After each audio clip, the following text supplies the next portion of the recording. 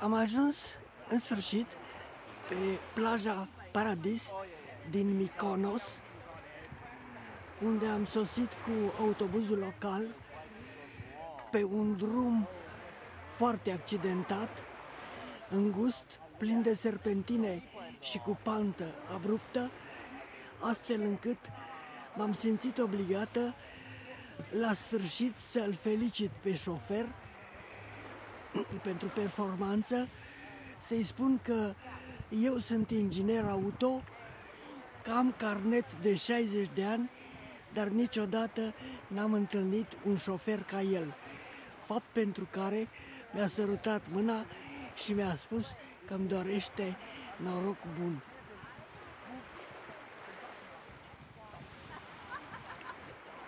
Iată golful. Apa este fără valuri, foarte lină, rece însă, iar plaja plină de un nisip galben, nu cenușiu negru, cum era cel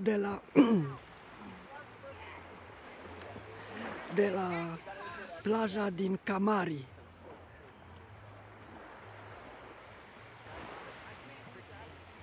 Acum aștept din nou să servesc o ceașcă cu șocolată caldă.